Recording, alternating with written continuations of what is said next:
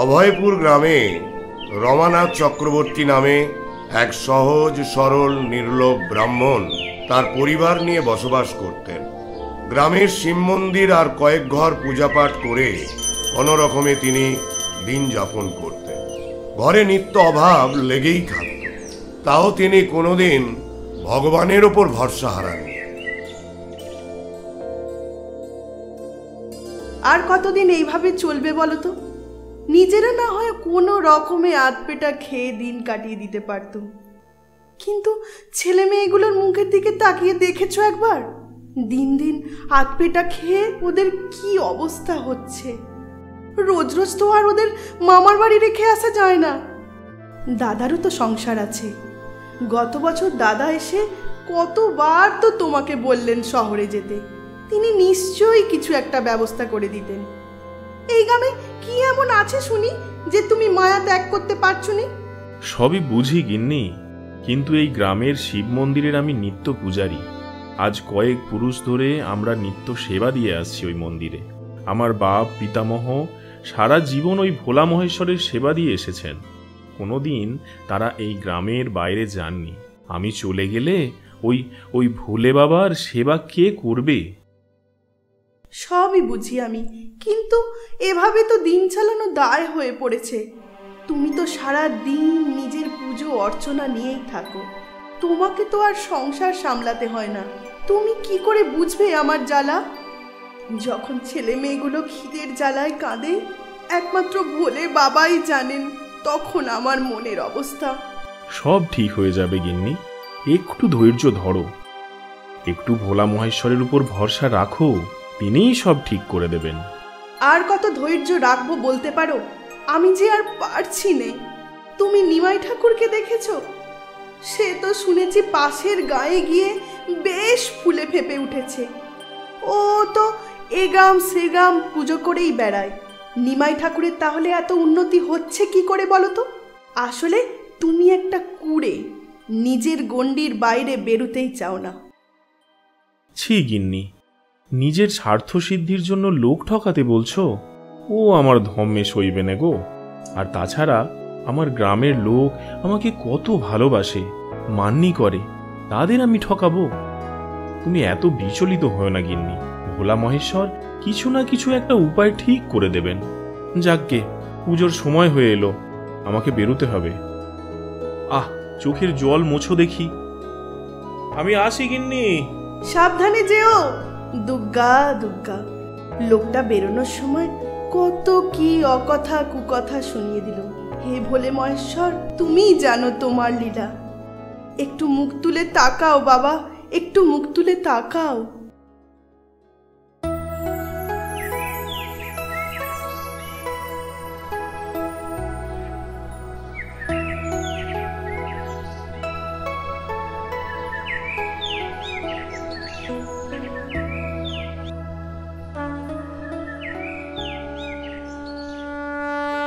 ওম নমঃ শিবায়, ওম নমঃ শিবায়, ওম নমঃ শিবায়। হে বাবা ভোলেনাথ, আমি কোনোদিন নিজের জন্য তোমার কাছে কিচ্ছু চাইনি, কিন্তু আজ যে নিজেকে বড় অসহায় লাগছে বাবা। আমি তো শুধু তোমার সেবকই নয়, আমি যে একজন বাবাও। নিজের ছেলে মেয়ের দুঃখের কথা শুনে কোনো বাবা স্থির থাকতে পারে বলো?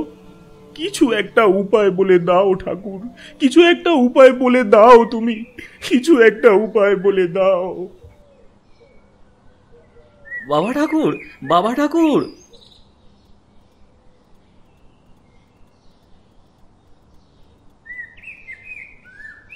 কি হয়েছে বাবা? বাবা ঠাকুর, আমি রঘু। আমার মেয়েটাকে বাঁচান বাবা ঠাকুর, আমার মেয়েটাকে বাঁচান। আজ কদিন ধরে ও খুব জ্বরে ভুগছে, কবিরাজের ওষুধও কাজ করছে না।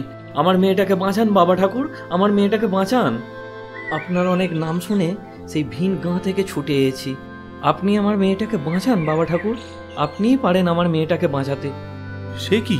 আচ্ছা দাঁড়াও দাঁড়াও, দেখছি কি করা যায়। ও তুমি কিছু চিন্তে করুনি রঘু দাদা, আমাদের বাবা ঠাকুর সাক্ষাৎ দেবতা গো, সাক্ষাৎ দেবতা। সেবার আমার মেয়েকেও তো বাবা ঠাকুরই সুস্থ করেছিলেন। হ্যাঁ হ্যাঁ, তুমি ঠিকই বলেছ। আমাদের বাবা ঠাকুর যেন সাক্ষাৎ দেবতা, আমাদের কত কি উপকার করেন, আর বিনিময়ে কোনোদিন কিচ্ছুটি চায়নি গো। কিন্তু ওই নিমাই ঠাকুরটা ছিল একেবারে বজ্জাত, বেটার ভারী লোক। তা তুমি ঠিকই বলেছ লক্ষ্মীর মা। বেটাকে গ্রাম ছাড়া না করলে এতদিন আমাদের যে কত অনিষ্ট করত বলে ভাই জানেন। কই দেখি দেখি।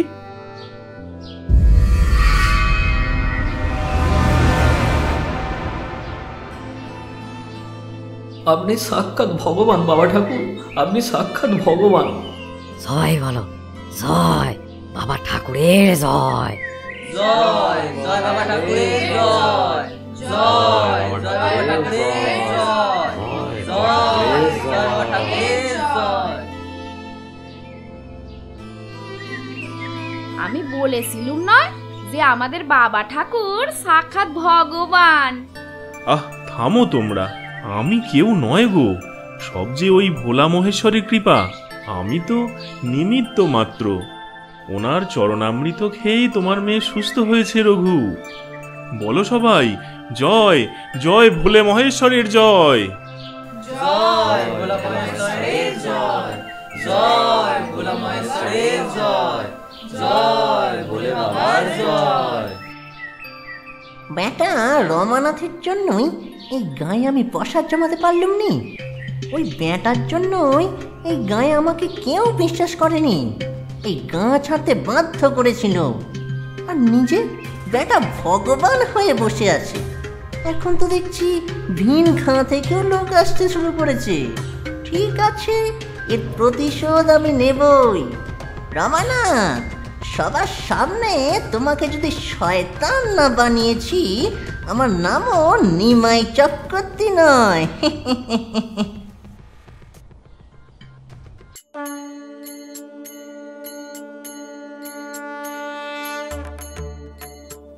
এ কি প্রভু, আপনার ভক্ত আপনাকে এত ডাকছে আর আপনি ভক্তের দিকে তাকাচ্ছেন না? না প্রিয়ে, তা নয়। যখন যার সময় হবে সে ঠিকই দেখা পাবে। তবে কি আপনিও পাষাণ হয়ে গেছেন? ভক্তের কষ্ট কি আপনাকে ব্যথিত করে না প্রভু? তা নয় প্রিয়ে, কিন্তু সঠিক সময়ের আগে যে কেউই কিছু পায় না। তাই বলে ভক্তের যে সমস্যা চলছে সেটাও কি লাঘব করা উচিত নয়? দেখো প্রিয়ে, সব সমস্যারই সমাধান আছে, কিন্তু সমস্যায় পড়ে বিচলিত না হয়ে স্থির সিদ্ধান্ত এবং নিজের ও ভগবানের উপর আস্থা রাখা উচিত। তবেই তো ভগবান তাকে সাহায্য করেন। এগুলো এক প্রকার ভক্তের পরীক্ষা নেওয়া বলতে পারো। তবেই তো তুমি বুঝতে পারবে কে আসল ভক্ত আর কে লোক দেখানো পুজো করে বেড়ায়। আচ্ছা, বুঝলুম ব্যাপারটা। এই যে তুমি প্রতি বছর মর্তে যাও বাপের বাড়ি, যখন কৈলাসে ফেরো নিজের অবস্থা দেখেছ তো কি হয়।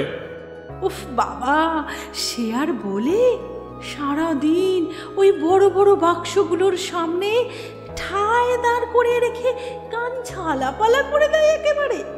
ঘরে ফিরে 1 সপ্তাহ লাগে শুধু মাথার যন্ত্রণা কমাতে। তারপর সে যা সব সাজগোজের বাহার, ওরা আমাদের দেখতে আসে না ওদের আমরা দেখতে যাই সেটাই বোঝা মুশকিল। গত বছর তো একটি মেয়েকে দেখে মহিষাসুর পর্যন্ত ভয়ে অস্থির। বলে কি, মা আমি নিজে রাক্ষস হয়েও এমন রাক্ষসী বাপের জন্মে দেখিনি।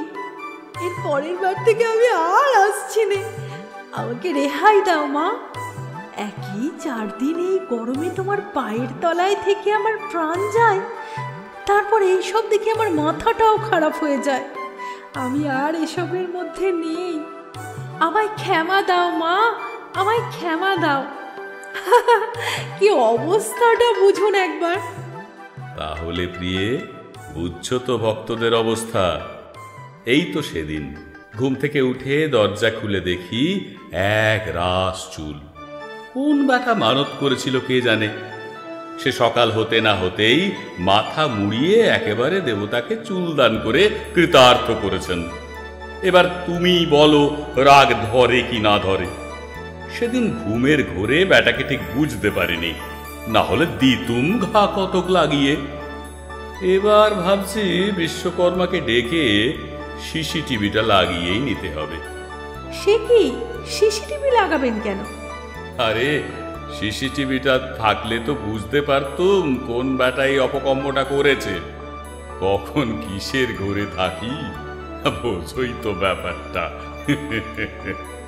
আচ্ছা, তুমি যদি ঘুম থেকে উঠে দেখো তোমার ঘরের দোরগোড়ায় এক ধাস চুল পড়ে আছে, তোমার রাগ ধরবে? হ্যাঁ কি না বলো? হ্যাঁ, রাগ ধরাটাই তো স্বাভাবিক। আরে বাপু, ভগবানেরও তো দিনটার শুভ অশুভ এর ব্যাপার আছে নাকি?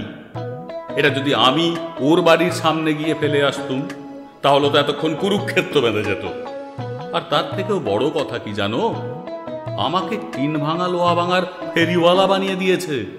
মানে ঠিক বুঝলাম না তো ব্যাপারটা। আরে এদের দাবিটা শোনো একবার। 4 গাছা চুল দিয়ে একটা লম্বা ফর্দ, গাড়ি চাই, বাড়ি চাই, টাকা চাই, শুধু চাই আর চাই। আরে আমি কি ভগবান, না টিন ভাঙা লোহা ভাঙার ফেরিওয়ালা, নাকি চুলের ব্যবসায়ী যে চুল নিয়ে তোকে এইসব দেব? তুমি বলো। কেন রে বাবু, হাত দিয়েছি, পা দিয়েছি, সাথে একটা মাথাও তো দিয়েছি, খেটে খাও না। তা নয়, শুধু চাই আর চাই। নিজেরা অকাজ কুকাজ করে বেড়াবে আর দোষ চাপাবে ভগবানের ওপর। ভগবানের চোখ নেই, ভগবান পাষাণ, এই তো সব চলছে আজকাল, যত সব। কিন্তু প্রভু, কিছু ভক্ত তো থাকবেই যারা সত্যি ভগবানের উপর বিশ্বাস রাখে, তাদের কথাও তো মাথায় রাখতে হবে, তাই না?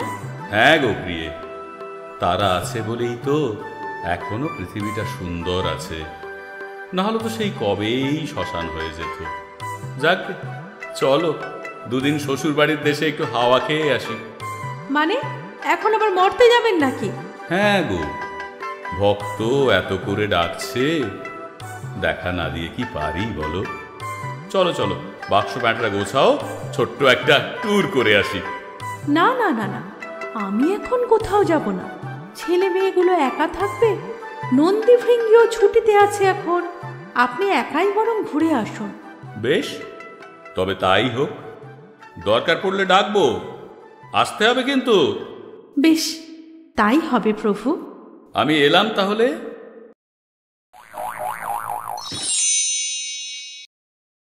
প্রাণীর বান্ধব রে, দাও দেখা দয়া করে। প্রাণীর বান্ধব রে, দাও দেখা দয়া করে। গুরু না ভজি মই সন্ধ্যা সকালে, মন প্রাণ দিয়ারে। গুরু না ভজি মই সন্ধ্যা সকালে, মন প্রাণ দিয়ারে। আর না হবে মোর মানব জনম, পাশালে ভাঙিলে মাথারে। প্রাণীর বান্ধব রে, দাও দেখা দয়া করে।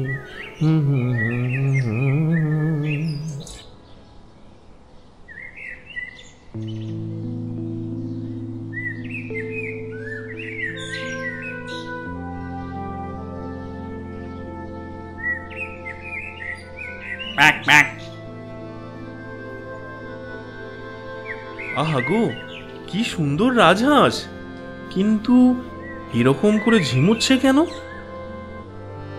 বাবু রমানাথ, আমি বড়ই অসুস্থ, আমাকে তোমার সাথে তোমার বাড়ি নিয়ে চলো। এও কি সম্ভব? হাঁস মানুষের ভাষায় কথা বলে, আবার আমার নামও জানে দেখছি। কি ভাবছো রমানাথ, আমি তোমার নাম জানলাম কি করে? আরে আমি এই গ্রামের সবাইকে চিনি।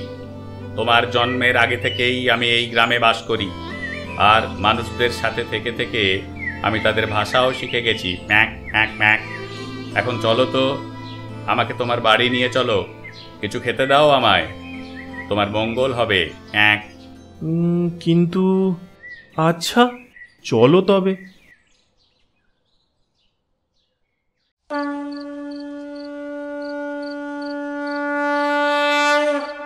গিন্নি, গিন্নি, এই দেখো কি নিয়ে এসেছি, দেখো। এত বড় রাজহাঁস তুমি পেলে কোথায়? আর বলো না গিন্নি,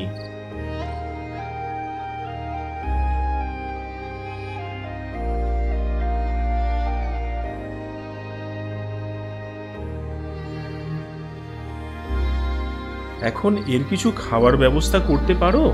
কিন্তু হাঁসের খাবার আমি পাই কোথায়? আর কোনো চিন্তা নেই, আমি সব খাবার খাই। মানুষের সাথে থেকে থেকে সব খাওয়ার অভ্যাস আমার আছে, এক এক এক।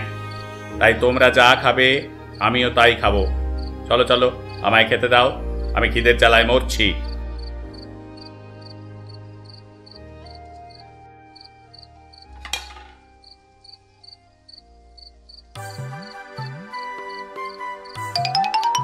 দাও দাও, আরো একটু ভাত দাও।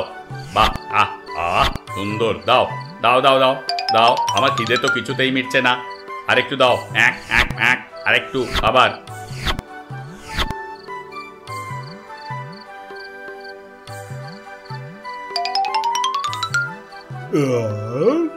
রান্নাটা খুবই সুস্বাদু ছিল।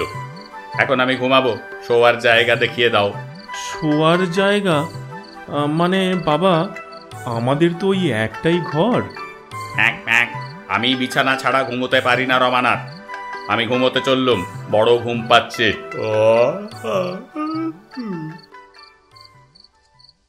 এ তুমি কাকে নিয়ে এলে? এ হাঁস না অন্য কিছু? একাই সবার খাবার খেয়ে নিল, এখন আবার আমাদের বিছানায় শুতেও গেল। একেই দেখছো আমাদের এমন অবস্থা, নিজেদেরই খাবার জোটে না, তুমি আবার একটা সদস্য বাড়ালে। তুমি কালই ওকে বিদায় করো, এই বলে রাখলুম। কিন্তু গিন্নি, অতিথি যে নারায়ণ গো, যাকে আশ্রয় দিয়েছি, কি করে তাকে বিদেয় করি বলো? তবে আর কি, তাহলে আমিই বিদেয় হই।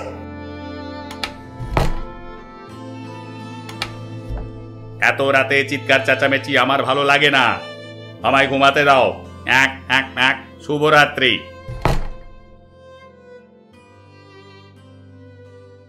এইভাবে বেশ কিছুদিন কেটে যায়, আর রাজহাঁস দিব্যি খেয়ে দেয়ে আরামে ঘুমিয়ে দিন কাটাতে থাকে। আর এদিকে রমানাথ আর জয়ার মধ্যে অশান্তি বাড়তেই থাকে।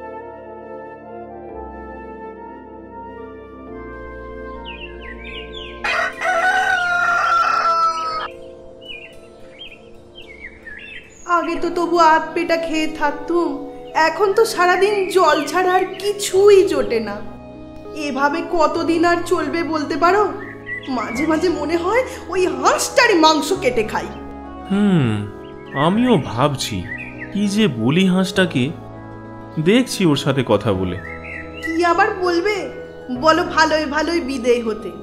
হে ভোলেনাথ, রক্ষা করো, রক্ষা করো ঠাকুর।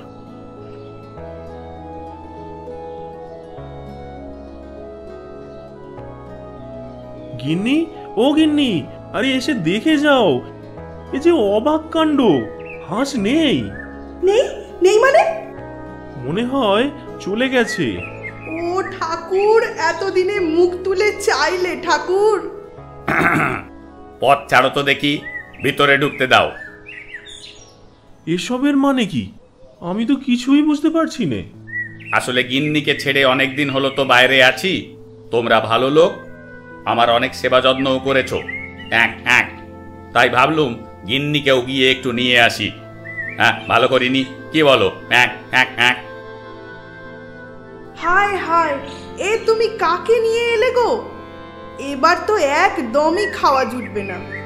বাবা, আমরা গরিব মানুষ, নিজেদেরই খাবার জোগাড় করতে হিমশিম খেয়ে যাই, এখন তোমাদের কি করে খাবার জোগাড় করি বলো? তোমাদের কোনো চিন্তা নেই, আজ থেকে তোমাদের কোনো কষ্ট থাকবে না। আজ থেকে আমি তোমায় একটা করে সোনার ডিম দেব, যা দিয়ে তুমি অনেক কিছু করতে পারবে। সত্যি নাকি? তাহলে তো আমাদের সব কষ্ট দূর হয়ে যাবে। কিন্তু একটা কথা মাথায় রেখো, লোভের বশবর্তী হয়ে যেন পেট চিরে সব ডিম বের করতে যেও না। আমারই এক পূর্বপুরুষকে তোমাদেরই মতো এক ব্রাহ্মণের স্ত্রী পেট চিরে সব ডিম বের করতে গিয়ে কি অবস্থা হয়েছিল তা নিশ্চয়ই শুনেছ। বাবা ঠাকুর, বাবা ঠাকুর, কি হয়েছে রে ধীরু? বাবা ঠাকুর, বাবা ঠাকুর, শিগগিরই চলেন বাবা ঠাকুর, ঘোর অঘটন ঘটে গেছে। শিগগিরই মন্দিরের সামনে চলেন।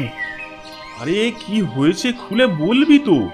আপনি যে সেই জমিদারবাবু ছেলের শরীর খারাপের জন্য চরণামৃত দিয়েছিলেন, সে খেয়ে নাকি জমিদার বাবুর ছেলে বিষে নীল হয়ে উঠেছে। আপনি শিগগিরই সেখানে চলেন বাবা ঠাকুর।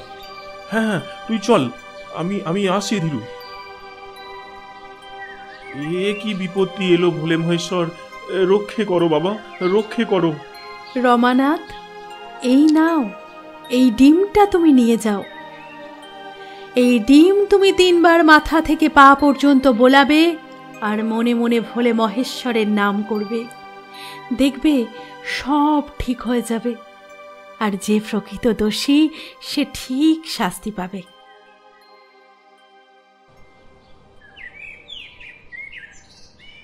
কি হয়েছে, কি হয়েছে? কই দেখি দেখি। এই যে আছেন আমাদের গায়ের ভগবান, বেটা ভণ্ড। দেখো কি অবস্থা করেছো জমিদার বাবুর ছেলের। দেখো সবাই, খুব তো বেটাকে ভগবান সাজিয়ে মাথায় তুলে নাচছিলে। এবার হলো তো?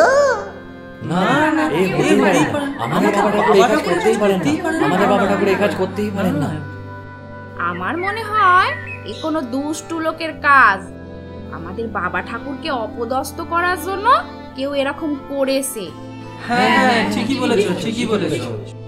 আহ, থামো তোমরা। দেখো রমানাথ, আমি জানি তুমি সজ্জন লোক, কিন্তু আমার ছেলের এই অসুখ না ভালো হলে তোমাকে কঠিন শাস্তি পেতে হবে। যথা আজ্ঞা জমিদার বাবু। এই ছেলেটাকে মাটিতে শোয়াও তো, দেখি একবার শেষ চেষ্টা করে। কি আর শেষ চেষ্টা করবে, সবই তো প্রায় শেষ।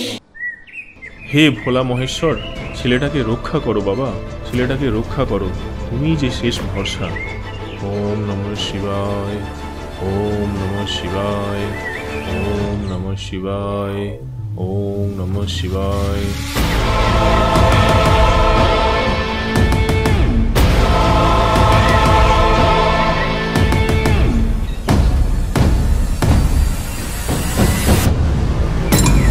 বলেছিলুম নয়, আমাদের বাবা ঠাকুর সাক্ষাৎ ভগবান। জয় জয় বাবা ঠাকুরের জয়, জয় জয় বাবা ঠাকুরের জয়, জয় জয় বাবা ঠাকুরের জয়। আহ থামো তোমরা, আমি যে কেউ নয় গো, সব ওই ভোলা মহেশ্বরের কৃপা। বলো সবাই বলো, জয় জয় ভোলা মহেশ্বরের জয়, জয় ভোলা মহেশ্বরের জয়, জয় ভোলা মহেশ্বরের জয়, জয় ভোলে বাবার জয়। রমানাথ, আমি তোমায় ভুল বুঝেছিলাম, আমায় তুমি ক্ষমা করো। এই নাও তোমার পুরস্কার। আর আজ থেকে তুমি শুধু এই গ্রামের নয়, আমার বাড়ি এবং আমার জমিদারি যত গ্রাম আছে সবার প্রধান পুরোহিত হিসেবে নিযুক্ত হলে।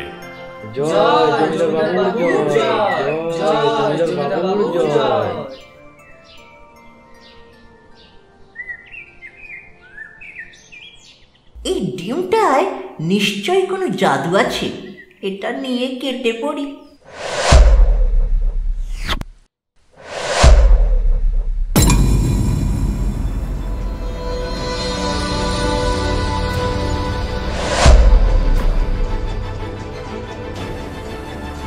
আমায় বাঁচাও বাবা ঠাকুর, আমায় বাঁচাও। আমি সেদিন চরণামৃত্যুতে বিষ মিশিয়েছিল তোমাকে অপদস্থ করার জন্য। আমায় বাঁচাও বাবা ঠাকুর।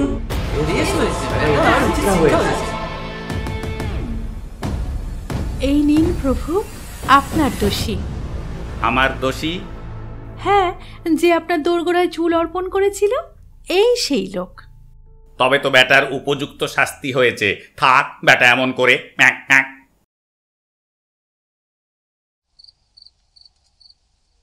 বলুন বাবা, আপনি কে? আপনি তো কোনো সাধারণ হাঁস নয়। দয়া করে আপনার পরিচয় দিন বাবা।